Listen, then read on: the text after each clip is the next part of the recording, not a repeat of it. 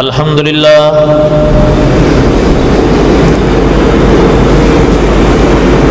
الحمد لله حمدا كثيرا طيبا كما أمر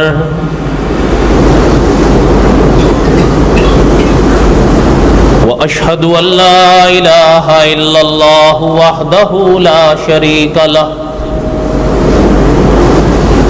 وأشهد أن سيدنا وسندنا ومولانا محمدا عبده ورسوله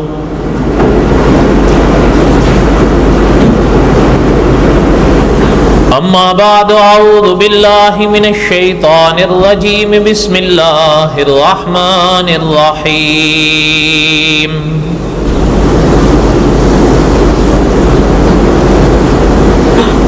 الف لام را تلك آيات الكتاب المبين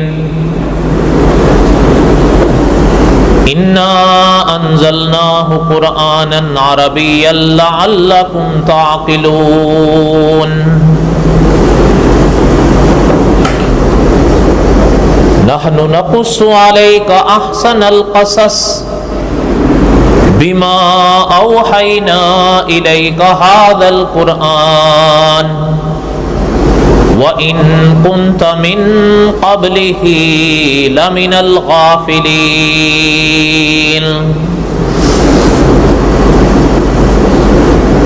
إِذْ قَالَ يُوسُفُ لِأَبِيهِ يَا أَبَتِ إِنِّي رَأَيْتُ أَحَدَ عَشَرَ كَوْكَبًا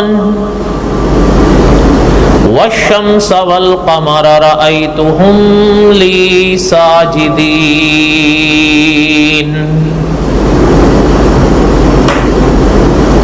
قال يا بني لا تقصص رؤياك على إخوتك فيكيدوا لك كيدا إن الشيطان للإنسان عدو مبين وقال النبي صلى الله عليه وسلم انا آخر الانبیاء وانتم آخر الامم صدق اللہ العظیم وصدق رسوله النبی الکریم ونحن على ذلك لمن الشاہدین والشاکرین والحمد للہ رب العالمین اللہم صلی علی محمد وعلی آل محمد کما صلیت علی ابراہیم وعلی آل ابراہیم انکا حمید مجید اللہم بارک علی محمد وعلی آل محمد کما بارکت علی ابراہیم وعلی آل ابراہیم انکا حمید مجید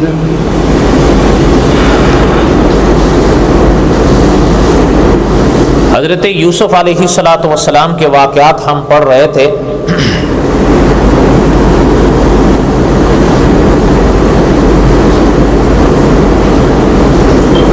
یہ وہ واقعہ ہے قرآن پاک کا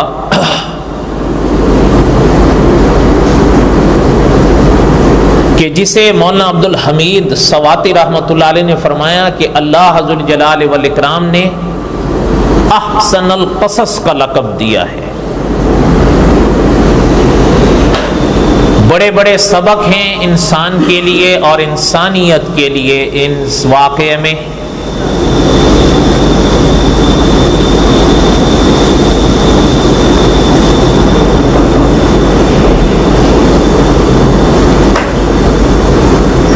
حضرت یوسف علیہ السلام کے واقعات میں سے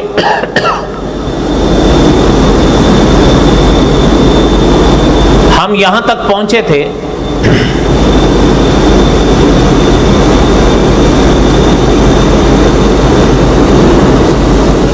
کہ بھائیوں نے حضرت یوسف کے بھائیوں نے آپس میں مشورہ کیا حضرت یوسف کے بارے میں،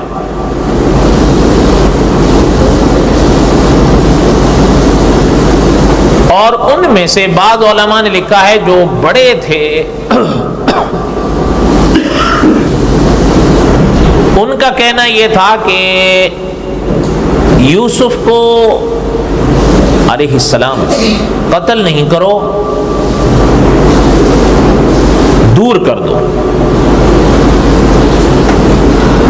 یا کنویں میں ڈال دو، کوئی چلتا قافلہ آئے گا ممکن ہے اٹھا کے لے جائے، مقصد تو ہے دوری، وہ حاصل ہو جائے گی۔ اب ان کے خون سے ہاتھ رنگین کیوں کرتے ہیں؟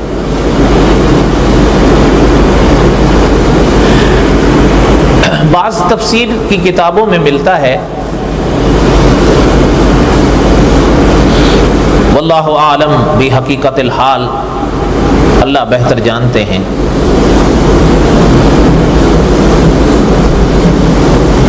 ان کتابوں میں یہ لکھا ہوا ہے کہ اس بھائی کے دل میں حضرت یوسف کے لیے بہرحال نرم گوشہ تھا، اور اسی کا اظہار اس موقع پر بھی ہوا۔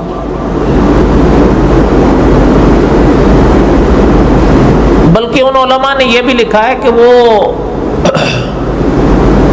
حضرت یوسف کے معاملے میں باقی بھائیوں کے ساتھ اتنا متفق بھی نہیں تھا، لیکن ان کی مخالفت کی بھی جرت اور ہمت نہیں رکھتا تھا، اس لیے ان کی ہاں میں ہاں ملا دی۔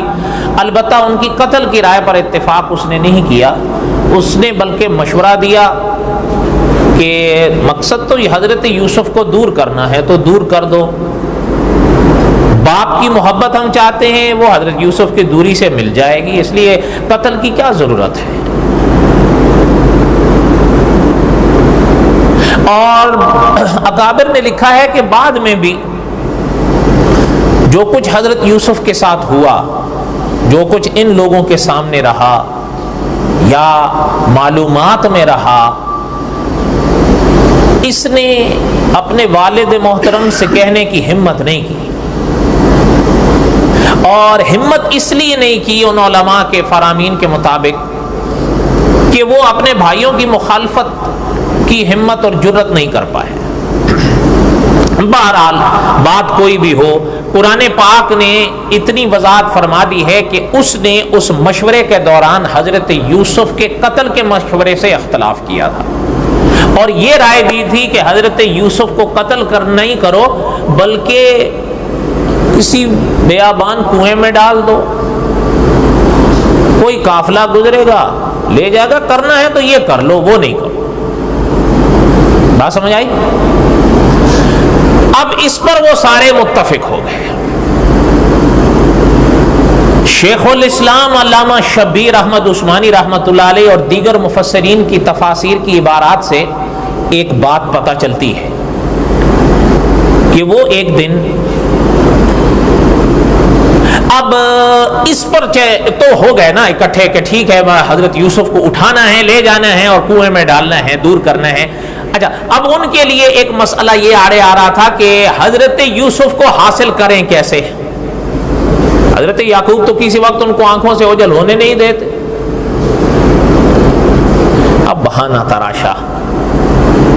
اور جو میں عرض کر رہا تھا کہ علماء مفسرین کی تفاسیر کی عبارات سے پتہ چلتا ہے کہ ایک دن حضرت یوسف تھے، ان کے پاس آئے یہ بھائی لوگ، اور آ کے کہنے لگے کہ دیکھو ہم نے ایک ارادہ کیا ہے سیر کا، تو ہم چاہتے ہیں کہ آپ بھی ہمارے ساتھ چلو۔ حضرت یوسف نے ان کی بات کو سنا۔ بعض اکابر نے فرمایا ہے کہ اس وقت کچھ روشنی سے یہ پتہ چلتا ہے کہ حضرت یوسف کی عمر 7 سال تھی۔ کچھ اکابر نے اس ہندسے کے ساتھ کچھ اختلاف بھی کیا ہے۔ بہرحال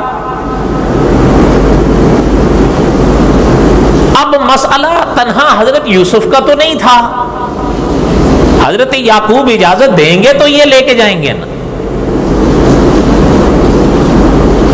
اب حضرت یوسف سے تو کہا، ممکن ہے ذکر کر دیا ہو کہ ہم نے ایسا سوچا ہے، ہم ایسا کریں گے، اور یہ بھی اکابر نے فرمایا کہ ممکن ہے مائل کرنا چاہتے ہو تاکہ جب ہم والد کے آگے یہ بات رکھیں تو حضرت یوسف کا ذہن دل پہلے سے اس طرح مائل ہو کہ بھائیوں کے ساتھ مجھے جانا ہے، تو ہمارا کام بنسبت مشکل کے آسان ہو جائے۔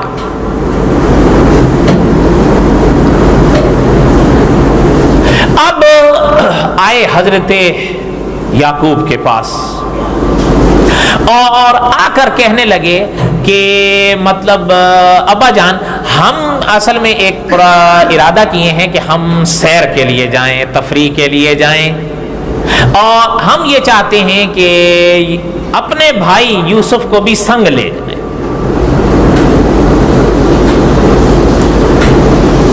علماء مفسرین نے لکھا ہے اس موقع پر جب بات کی حضرت یعقوب نہیں مانے، قبول نہیں کیا حضرت، فرمایا نہیں۔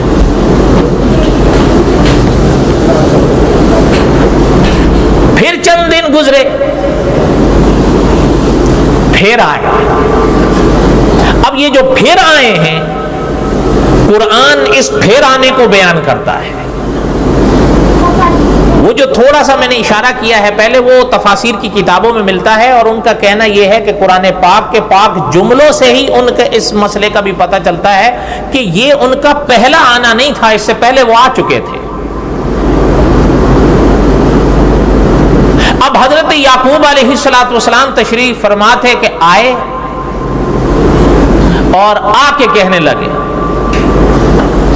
قالوا یا ابانا، یہاں گزشتہ درس ہمارا رک گیا تھا کہ اے ابا، بلکہ اے ہمارے ابا۔ انداز دیکھیں بات کرنے کا، ما لک لا تأمنا علی یوسف، آپ کو کیا ہے کہ آپ ہم پر یوسف کے معاملے میں بھروسہ نہیں کرتے؟ اسی جملے سے غالباً علامہ شبیر احمد عثمانی رحمۃ اللہ علیہ نے بھی اور دوسرے علماء مفسرین نے بھی لکھا ہے، اسی جملے سے پتہ چلتا ہے یہ ان کی پہلی کوشش نہیں تھی۔ کیوں؟ صاف کہہ رہے ہیں نا، لا تأمنا، ما لک لا تأمنا علی یوسف، آپ کو کیا ہے کہ آپ یوسف کے معاملے میں ہم پر بھروسہ نہیں کرتے؟ اور آگے کہتے ہیں وَإِنَّا لَهُ لَنَاصِحُونَ، جبکہ ہم اس کے خیر خواہ ہیں، ہم اس کی بھلائی چاہتے ہیں، ہم کوئی دشمن تھوڑے ہیں۔ ان کی بات سمجھ میں آ رہی ہے میرے بھائیوں؟ اچھا، اب اس پر علماء مفسرین نے جو چند باتیں لکھی ہیں ان میں سے ایک آدھ، ساری تو نہیں سنا سکتا، ایک آدھ سن لیں، کہ دعوت فکر دی ہے علماء مفسرین نے کہ ذرا سمجھیے گا کہ انہوں نے حضرت یعقوب سے کیا کہا۔ پہلی بات تو بھائیوں نے، یعنی حضرت یوسف کے بھائیوں نے یہ کہی نا کہ آپ ہم پہ کیوں نہیں بھروسہ کرتے، ہم تو ان کے خیر خواہ ہیں، ارسلہ، ان کو بھیجیے آپ ہمارے ساتھ، معنا، ہمارے ساتھ، غداً یرتع ویلعب وإنا لہ لحافظون، ہمارے ساتھ جائیں گے، کھیلیں گے، کودیں گے، کھائیں گے، پیئیں گے، اور وإنا لہ لحافظون، ہم ان کی حفاظت کرنے والے ہیں، نگہبان ہیں، آپ فکر نہیں کریں، ان کو کچھ نہیں ہوگا۔ اچھا، علماء مفسرین نے لکھا ہے کہ حضرت یعقوب علیہ السلام کو جب اتنی تسلی انہوں نے دینے کی کوشش کی نا، آپ دیکھیں کیا کیا کہہ رہے ہیں کہ ارسلہ، بھیجے انہیں، معنا، ہمارے ساتھ، غداً یرتع ویلعب، کھائیں گے، کھلائیں گے، پیئیں گے، دوڑیں گے، کھیلیں گے، وإنا لہ لحافظون، اور اگر آپ کو کوئی خدشہ ہے تو ہم ان کی حفاظت کرنے والے ہیں، نگہبان ہیں، ان کا خیال رکھیں گے، ان کو کچھ نہیں ہونے دیں گے۔ ان کی بات سمجھ آئی؟ اب حضرت یعقوب علیہ السلام نے جو ان کی باتیں سنی تو ارشاد فرمایا کہ قال انی لیحزننی ان تذهبوا به واخاف ان یاکلہ الذئب وانتم عنہ غافلون۔ اس پوری آیت میں علماء مفسرین نے لکھا ہے کہ حضرت یعقوب نے اپنے غم، اپنے خدشے کا کھل کر اظہار کیا ہے، یہاں تک کہ جس چیز کا خدشہ تھا اس کا نام لے کر اظہار کیا ہے، ان یاکلہ الذئب، بھیڑیے کو کہتے ہیں، لیکن انہوں نے جو کہا تھا کھیل کود کا، اس سے حضرت یعقوب نے کوئی اختلاف نہیں کیا، اس کا ذکر بھی نہیں کیا۔ تو علماء مفسرین نے لکھا ہے، دیکھیں ایک چیز سمجھیے گا، ایک بات یہ ہوتی ہے کہ آپ اور ہم بیٹھے ہوں، ہمارے آگے کوئی شخص ناجائز حرکت کرے یا ناجائز بات کرے، آپ اور ہم چپ بیٹھے رہ جائیں، یہ کوئی حجت نہیں ہے اس بات کے صحیح یا غلط ہونے کی۔ صحیح بات ہے، غلط بات۔ لیکن علماء مفسرین نے لکھا ہے اگر کوئی ایسی محفل ہے یا کوئی ایسی بات ہے، خدا کے نبی موجود ہوں، چاہے وہ حضرت محمد الرسول اللہ ہو صلی اللہ علیہ وسلم، چاہے حضور سے پہلے کے کوئی نبی ہوں، اگر اس محفل میں وہ موجود ہیں اور سامنے کہنے والا کوئی غلط بات کہتا ہے تو سوال نہیں پیدا ہوتا کہ پیغمبر اس غلط بات پہ خاموش رہیں۔ کیوں؟ پیغمبر کی خاموشی بھی اس بات کی صحیح ہونے کی سند ہے۔ نہیں سمجھ آئی بات آپ لوگوں کو؟ میرے بھائیوں، آپ لوگ بھی تھکے رہتے ہو، آپ لوگوں کو دیکھ دیکھ کے ہم بھی تھک گئے ہیں۔ صحبت کا اثر تو ہوتا ہی ہے، یہ تو ہم نے بچپن میں سنا تھا، تجربہ اب ہوا ہے۔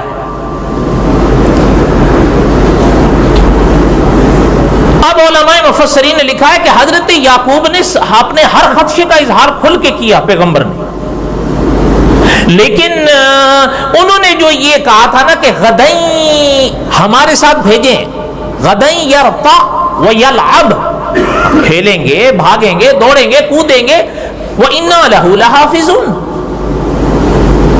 تو اس پر تو کچھ حضرت یعقوب نے منع یا نہیں فرمایا، کوئی بات بھی نہیں ارشاد فرمائی۔ تو علماء مفسرین نے اور فقہا نے یہ مسئلہ اس آیت سے لیا ہے کہ پتہ چلتا ہے کہ دنیا کا ہر کھیل حرام نہیں ہے۔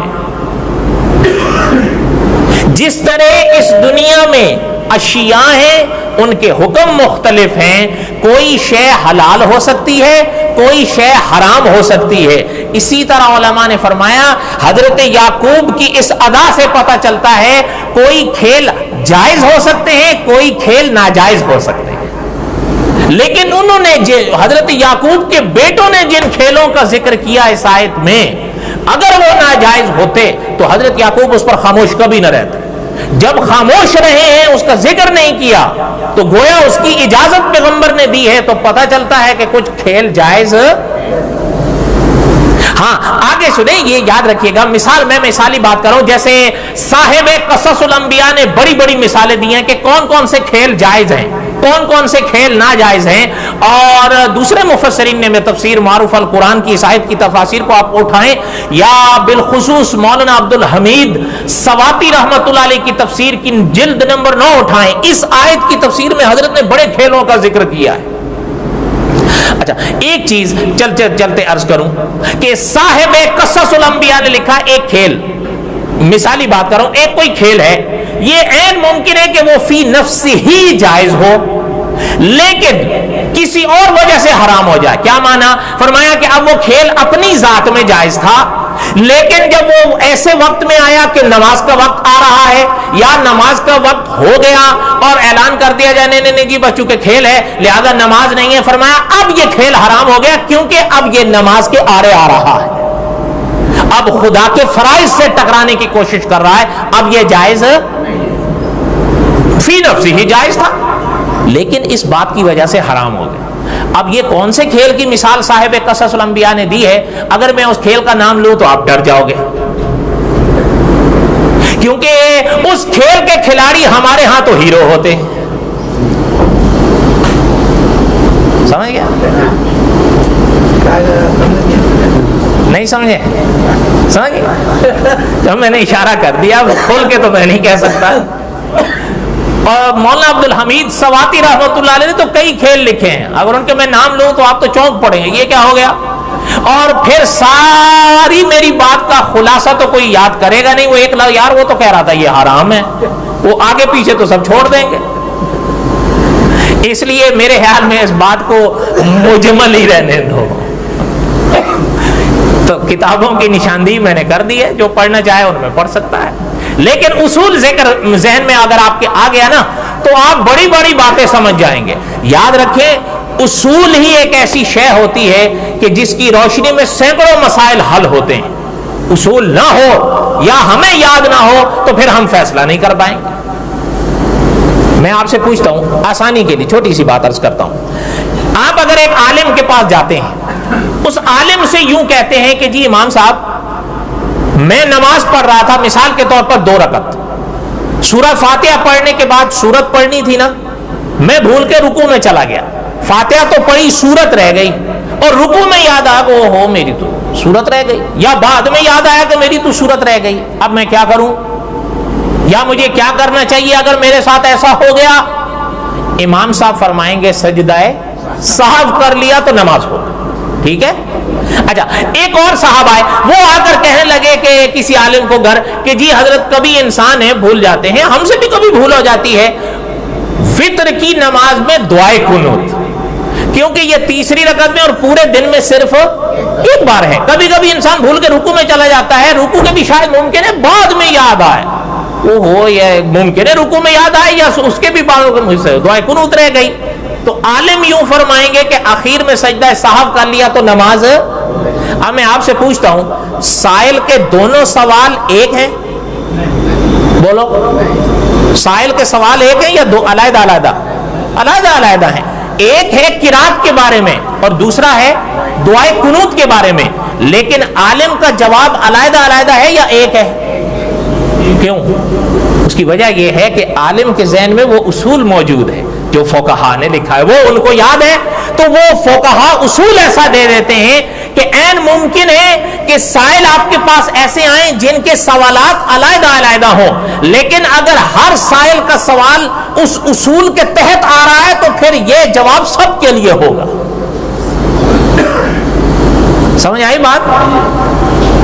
اسی لیے علماء نے فرمایا یہ اصول ہے. اس آیت سے حضرت یعقوب علیہ السلام کی بات سے پتہ چلا کہ دنیا کا ہر کھیل حرام نہیں ہے, ممکن ہے کچھ کھیل جائز ہوں, اور یہ بھی ممکن ہے کہ کوئی کھیل فی نفس ہی جائز ہو, لیکن اگر خدا کے فرائض کے آڑے آئے تو پھر حرام ہو جائے. کوئی بات سمجھ آئی میرے دوستو؟ بولو. چلیں خیر آگے سنو. اب ایک مسئلہ تو یہ علماء مفسرین نے لکھا ہے اس آیت کی روشنی میں کھیلوں کے بارے میں کہ حضرت یعقوب جو خاموش رہے تو پتہ چلتا ہے کہ دنیاوی کچھ کھیل جائز. اور پھر دوسری بات یہ ہے کہ کئی مثالیں جیسے منع کی اکابر نے لکھی ہیں نا, کئی کھیلوں کی ترغیب کے لیے بھی بڑی بڑی باتیں لکھی ہیں اسی آیت کی تفسیر میں. کئی کھیل ایسے لکھے انہوں نے, گھوڑ سواری ہے, دوڑ ہے, ورزش ہے, اپنا حتیٰ کہ تیر اندازی ہے, بلکہ آپ حیران ہوں گے علماء مفسرین نے لکھا ہے ہر وہ کھیل جو جہاد میں مدد دے سکے چاہے کسی لحاظ سے بھی دے سکے وہ جائز. یہ بعض اکابر نے عجیب اصول لکھا ہے, فرمایا کہ یہ اصول ہے جو کھیل کسی بھی لحاظ سے اگر جہاد میں مدد دے سکتا ہے وہ جائز. بعض اکابر نے یہ اصول لکھا ہے. ممکن ہے آپ تھوڑے حیران ہوئے اس پر, کیونکہ اب تو جس دور سے ہم گزر رہے ہیں ہم تو کہتے ہیں پتہ نہیں جہاد ہے بھی ہے کہ نہیں, لیکن یاد رکھیں بڑی موٹی سی بات ہے, نماز ہے یا نہیں, زکوٰۃ ہے یا نہیں, حج ہے یا نہیں, روزے ہیں یا نہیں, ہے نا. یاد رکھیں جس طرح ان کے ذکر قرآن میں ہیں ایسے ہی جہاد کے ذکر بھی قرآن میں ہیں, لیکن جس طرح ان کی شرائط اور مسائل ہیں جہاد کے بھی شرائط اور مسائل ہیں. نہ ان کا انکار جائز ہے اور نہ اس کا انکار. میں آپ سے پوچھتا ہوں نماز کا حکم بالکل صحیح ہے, خدا نہ کرے میں نماز میں کوئی غلطی کروں, وہ نماز کا قصور ہوگا یا میرا ہوگا؟ بولو, وہ میرا ہوگا. اسی طرح جہاد کے جو مسائل ہیں وہ اپنی جگہ قائم ہے, اگر میں کہیں غلط تاثر یا غلط حرکت کروں وہ میرا قصور ہوگا, اس میں جہاد یا مسائل کا کیا قصور؟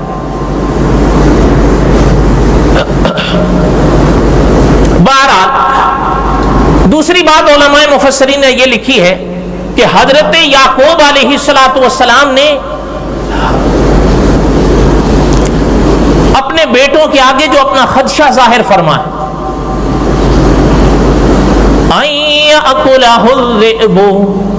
کہ مجھے ڈر ہے بھیڑیے کا، کہ کہیں میرے بیٹے کو بھیڑیا نہ کھا جائے۔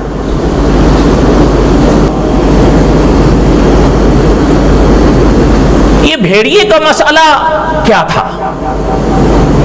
صاحب قصص الانبیاء نے تو یہ لکھا ہے کہ ایک شخص نے اس جملے سے یہ تاثر دینے کی کوشش کی ہے کہ حضرت یعقوب عالم الغیب تھے، اس لیے انہوں نے یہ خدشہ ظاہر کر دیا اور بھیڑیے تک کی بات کی، اور ان کا کہنا یہ تھا کہ اچھا یہ تو آگے ابھی ہم نہیں پہنچے، نہ آج پہنچ سکتے ہیں، لیکن آپ نے تو پڑھ رکھا ہے، سن رکھا ہے، آگے جو حضرت یعقوب کے بیٹے واپس آئے تھے حضرت یوسف کو کنویں میں ڈالنے اور پھینکنے کے بعد، انہوں نے بھیڑیے کی ہی بات کی تھی یا نہیں؟ بولو، کی تھی نا؟ اب ان کا کہنا یہ ہے، صاحب قصص الانبیاء نے لکھا ہے کہ وہ مولوی صاحب کہنے لگے کہ بھیڑیے کی ہی بات وہ کی بعد میں، اور بھیڑیے کی ہی بات حضرت یعقوب نے کہی، تو پتہ چلتا ہے حضرت یعقوب کو تو علم غیب تھا، تبھی تو بتا پائیں۔ نعوذ باللہ، بات یہ نہیں، صاحب قصص الانبیاء نے بھی اس جملے سے اختلاف کیا ہے۔ وہ لکھتے ہیں دراصل بات یہ ہے، حضرت یعقوب کے اس جملے میں کوئی بھی اس طرح کی بات کا کہیں دور تک بھی امکان نہیں ہے، اس لیے کہ قرآن و سنت کی اصطلاح میں علماء مفسرین نے لکھا ہے، اسلامی اصطلاح میں عالم الغیب یہ تنہا اللہ کی ذات ہے۔ بے شک یہ مفتی شفیع صاحب رحمۃ اللہ علیہ نے بھی لکھا ہے کہ علم غیب یہ ایک اسلامی اصطلاح ہے، اور قرآن و سنت میں یہ سوائے اللہ کے کسی کے لیے استعمال نہیں ہے، کیونکہ یہ اللہ ہی کی شان ہے۔ تو پھر یہ بھیڑیے کی بات حضرت یعقوب نے کی کیسے؟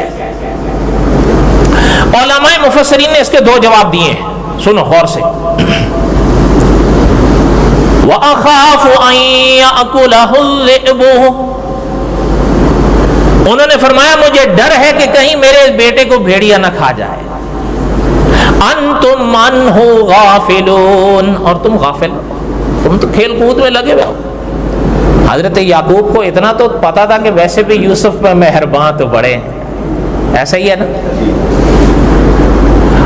لیکن وہ شاید آپ کو بھی یاد ہوگا، اسی موقع پہ وہ یاد آئی، آپ کے دور کی ایک نظم ہے، شاید آپ کو یاد ہو، بدلتا ہے رنگ آسماں کیسے کیسے، ہمارے بھی ہیں مہرباں کیسے کیسے۔ اب وہ حضرت یعقوب کو اتنا تو پتا تھا کہ یوسف تو ایک نظر نہیں بھاتے۔ علماء مفسرین نے اس کے دو جواب لکھے ہیں کہ یہ حضرت یعقوب نے بھیڑیے کی بات کیوں کی۔ ایک جواب علماء نے یہ لکھا ہے کہ کنعان جو علاقہ تھا حضرت یعقوب کا جہاں حضرت رہتے تھے، وہاں بے حد بھیڑیے تھے۔ ایک علماء مفسرین نے یہ لکھا ہے کہ وہاں اکثر یہ وارداتیں کرتے رہتے تھے کہ کہیں سے نکل آئے، حملہ کر دیا، اور یہ تو مجھ سے آپ بہتر جانتے ہیں، آپ نے پڑھ رکھا ہوگا، سن رکھا ہوگا کہ یہ ایک ایسا جانور ہے جو فی گھنٹہ 80 کلومیٹر کی رفتار سے بھاگتا ہے۔ یہ تو آپ مجھ سے ارجا ہو سکتا ہے شاید آپ نے یہ کہیں پڑھا ہو، عرب کی کتابوں کے حوالے سے پتہ ہے بڑی عجیب بات ملتی ہے اس علاقے کے لوگوں کی کہ یہ ایک عجیب جانور ہے، یہ جب سوتا ہے نا تو ایک آنکھ بند رکھتا ہے دوسری کھلی رکھتا ہے، اور جب اس طرف کی اس کی نیند پوری ہو جاتی ہے تو یہ بند کر کے یہ کھول دیتا ہے۔ یہ اس علاقے میں مشہور ہے، اور واللہ عالم کبھی میری تو ملاقات ہوئی نہیں بھیڑیے سے، آپ کی ہوئی ہو تو میں کہہ نہیں سکتا، ہاں بھائی ہانگ کانگ ہے، کچھ بھی ہو سکتا ہے۔ ان کا کہنا یہ ہے کہ اس علاقے میں یہ بہت زیادہ پائے جاتے تھے اور اکثر یہ وارداتیں کرتے تھے، کہیں سے نکل آئے، کسی کو لے گئے، کسی بچے کو پکڑ لیا تو چیر پھاڑ کے رکھ دیا، اور پکڑنا بھی ان کو بڑا مشکل ہے۔ ایک تو یہ بات، اور دوسرے علماء مفسرین نے لکھی ہے کہ بات یہ نہیں بلکہ بات دراصل یہ تھی، یہ تو ممکن ہے کہ اس علاقے میں یہ صورتحال ہو، وہ اپنی جگہ ہے، اس کا انکار نہیں، لیکن ایک اور بات بھی پرانی کتابوں میں ملتی ہے۔ مولانا ادریس کاندلوی رحمۃ اللہ علیہ نے لکھا ہے، یہ حضرت کی تفسیر کی جلد میں سورہ یوسف کی تفسیر میں لکھا حضرت نے کہ علماء کی پرانی کتابیں پڑھنے سے پتہ چلتا ہے کہ ایک رات حضرت یعقوب نے ایک خواب دیکھا، ایک مرتبہ۔ کیا دیکھا؟ دیکھتے ہیں کہ ایک پہاڑی ہے اور اس پہاڑی کے اوپر حضرت یعقوب کھڑے ہیں، اور اس پہاڑی کا نیچے ایک دامن ہے جہاں حضرت یوسف کھڑے ہیں، اور اچانک 10 بھیڑیے ان کو گھیرتے ہیں، اور پھر حضرت یوسف گھبراتے ہیں، ڈرتے ہیں، اور اتنے میں کیا ہوتا ہے کہ وہ جو 10 بھیڑیے ہیں انہی میں سے ایک وہ حضرت یوسف کو بچانے کی بھی کوشش کرتا ہے،